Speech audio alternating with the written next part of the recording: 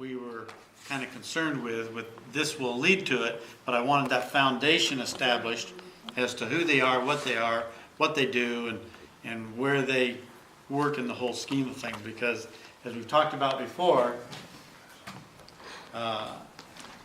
being able to visualize that and the different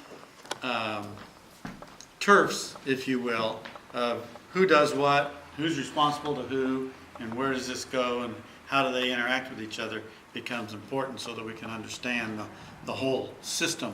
Do you think that we can, just a suggestion, maybe if people here tonight, if you have questions, write them down, and we'll get his permission that maybe we can compile an email and give them some time to answer those questions. Would that be helpful? It would be helpful if we wrote those issues or questions down, and then we put it together in a list that made sense so that he could see exactly what we were wanting to do. And that's why I talked to him a little bit before I started.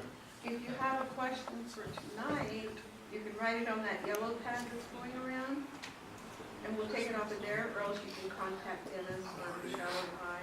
Yeah, we can create that list of questions and stuff. Send it to them. Because I didn't know just exactly what. I knew Tulare County Office of Education had some oversight. I knew that they did bill paying for school districts. So I had a partial concept of what they did, but I wanted to find out, okay, really what's going on here. They're more tied in than I thought, really. Huh? They're more tied in than I thought, really. Well, and you should know. Well, I just, yeah. Okay, move on. So how many people are in education that are here tonight? Yeah. Does being elected count? Let's just have a discussion on that. So, So, I have a question, and the gentleman in the tie triggered it. I mean, former school board? I'm currently elected. A friend of Michelle's, and she invited me down, and I got on my bike and drove 2.5 hours to get here. Well, thank you. So, one of the things for educators and non-educators here in this room is, I'm sorry, hang on a second. And can you introduce yourself? what if I don't want to? I'm kidding. We're gonna- My name is Ismael Serrano, Okay, and you're from? from Fresno. From Fresno. Yep. Okay, go ahead. I'm sorry. So he triggered it when he talked about kind of like the results of aspect, okay? You then triggered it by, well, we don't know about this, we are limited in knowing about this. I think it would be very helpful for the group, and I was hoping that Dr. Wheaton would do this when he said, I'd be more than happy to share with you the dashboard. You know, you have internet access, right? Yes. Is that we look at the current data and the outcomes that have been generated by starting with the state, then bringing it down to the county, then bringing it down to your individual districts, your surrounding areas. Because I think you will be quite surprised at the outcomes. It won't be surprising to him, because he knows them. The language that he was talking about is the language that we use all the time, at least in the world that I work in. So it would be very interesting for the people here to know what's actually happening Yes. with our children when we send them off to school. The state gives them a test, and what do we know what they are as far as results? I can give you the following, and unless I'm wrong, let's just look at mathematics.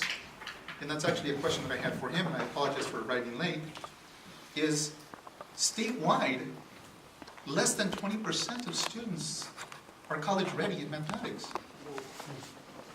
I think, you know, part of It's called under exceed, they have 4 standards, right? And so, if you look at Tulare County, he would tell you that it's far less in the state, correct?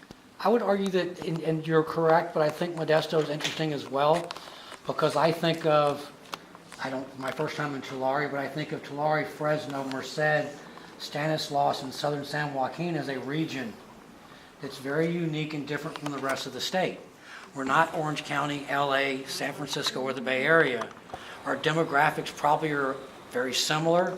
My district has 13 schools that are 100% economically disadvantaged, free and reduced lunches, have an extraordinarily high English language content ratio.